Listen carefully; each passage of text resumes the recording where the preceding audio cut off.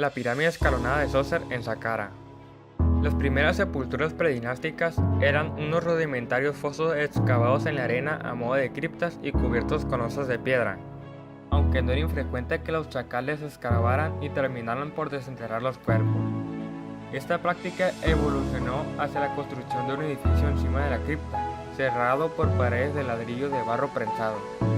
A medida que esos edificios fueron adquiriendo importancia, se incorporaron unas pequeñas salas para guardar las ofrendas de los productos que debían alimentar al muerto en su peregrinación por ultratumba, y quizás la cámara del doble del difunto, el serdab, con una escultura o alguna otra imagen del fallecido. Estas tumbas tenían forma de tronco de pirámide de base rectangular y guardaban bastante parecido con los bancos adosados a la fachada de las viviendas árabes en Egipto, y de ahí su nombre de Mantaba, que significa banco en árabe. Era frecuente agrupar varias de esas construcciones para diversos miembros de la familia, a fin de que el grupo familiar mantuviera en ultratumba la misma unión física que había gozado en la vida terrenal. Si hubo alguna revolución perdurable y radical en la arquitectura egipcia, fue la protagonizada por el faraón Zoser y su arquitecto y primer ministro Imhotep, con la construcción de la pirámide y el complejo funerario en Saqqara, al sur de la capital Menfis durante la tercera dinastía.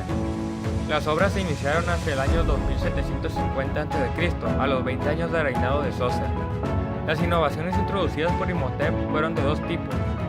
En primer lugar, tradujo en piedra las formas constructivas de los edificios del Alto y Bajo Egipto, sustituyendo el ladrillo de barro prensado, los haces de papiros y los troncos de árbol, materiales habituales hasta entonces en las construcciones reales, por la piedra caliza labrada. En segundo lugar, inventó literalmente la pirámide. Para alojar las tumbas de otros miembros de la familia de Zoser, la mastaba original fue ampliada lateralmente, pero más adelante se decidió transformar la mastaba horizontal inicial en un monumento piramidal, disponiendo 4 mastabas más encima de la primera, que pasaría así a convertirse entonces en la base de la pirámide escalonada. Además se hizo otro cambio, consiste en ampliar aún más la base y aumentar de 4 a 5 el número de mastabas superpuestas. El resultado final fue una monumental pirámide escalonada, revestida de finas losas calizas blancas, de 140 por 118 metros de base y 60 metros de altura inicial. Las razones que impulsarían a Zoser a llevar a cabo este cambio sin precedentes y el por qué Imhotep lo proyectó de esa manera y no de otra son inescrutables, pero lo cierto es que la forma piramidal fue adoptada inmediatamente por los sucesivos faraones, quienes más tarde irían suavizando la superficie de las caras de la pirámide, rellenando los huecos de los escalones hasta darle la forma lisa familiar que todos conocemos. Las pirámides de Giza. Los historiadores de la antigüedad ya apreciaron el carácter especial de las pirámides de Giza. De hecho, les concedieron el privilegio de figurar en primer lugar entre las 7 maravillas del mundo. Tal vez no exista ningún otro monumento en el mundo al que se hayan dedicado tantas especulaciones, sedudos estudios científicos y todo tipo de conjeturas más o menos banales. El trío de Gizeh representa la culminación de la edificación piramidal, ya que no sería superada jamás por ningún otro monumento egipcio. Las caras de cada una de las imponentes masas pétreas están perfectamente orientadas a los 4 puntos cardinales. La primera que se construyó es la más septentrional y la de mayor tamaño de las 3, erigida por Keops en egipcio en un Khufu, el segundo faraón de la cuarta dinastía, aproximadamente entre los años 2680 y 2560 a.C. La siguiente, inmediatamente al sur de la anterior, fue construida por el hijo de Keops, Kefren, en egipcio Jafrán, el tercer faraón de la cuarta dinastía.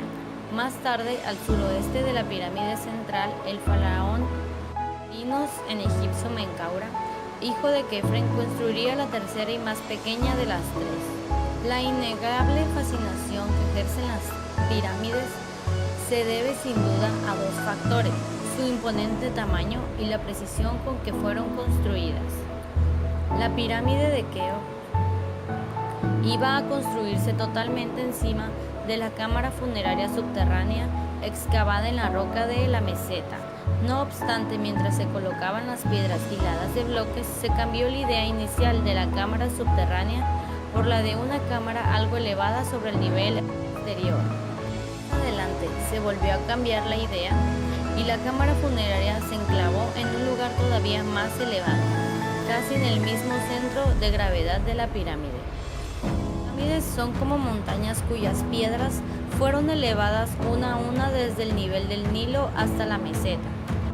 No existe ningún relato de la época sobre cómo se construyeron las pirámides, ni cuántos hombres se emplearon en ello. Según datos recogidos por Heródoto sobre el asunto, 2000 años después, para construir la pirámide de Keops, se complementaron 100.000 hombres en periodos de 3 meses y la construcción duró 20 años.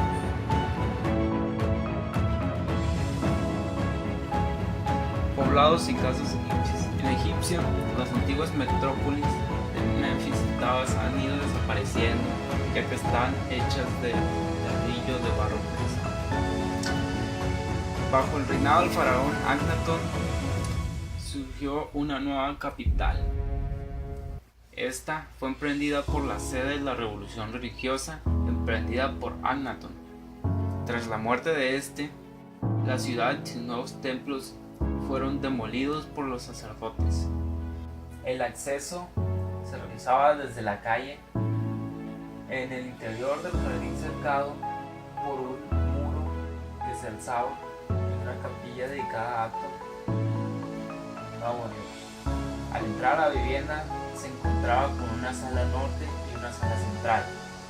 En torno al núcleo central se organizaban la sala oeste para los invitados, la zona de esposas, en el lado sur el conjunto de aposentos de cabezas de familia y en la esquina suroeste.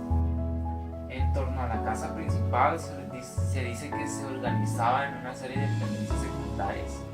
Por ejemplo, el granjero en el lado oeste, los establos y cuarto de carruajes en la esquina suroeste.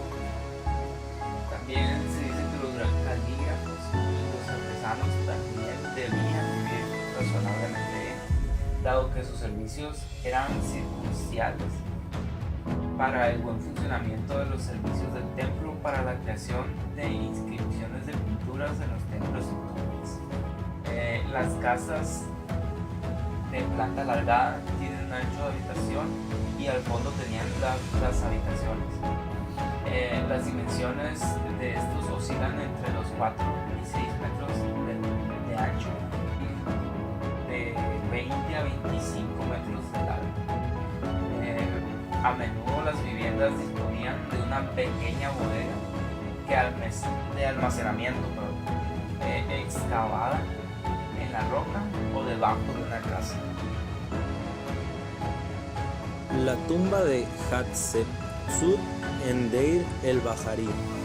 El poder teocrático absoluto de los faraones de la cuarta dinastía no será igualado jamás, y en consecuencia, las pirámides de Gizeh no fueron superadas. Los faraones subsiguientes erigieron pirámides más reducidas, pero a partir de la fractura que supuso el primer periodo intermedio, las tumbas y los templos reemplazaron a las pirámides en su categoría de grandes obras reales. Hasta los dioses acusaron esta revolución, ya que el papel de Ra como dios principal fue suplantado por Amón, cuyos sacerdotes estaban centrados en torno a Tebas, una ciudad en plano Alto Egipto, establecida la capitalidad en Tebas, lo que señala el comienzo del imperio medio o tebano. Bajo su influencia surgieron dos grandes templos dedicados a Amón, en Karnak y Luxor, ambos al sur de la capital y en el margen derecho del río.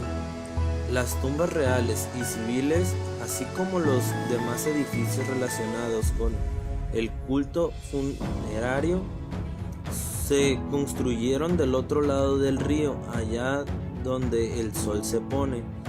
excavadas en las rocas del Farallón, justo en el límite que separa el desierto de las tierras cultivadas del valle.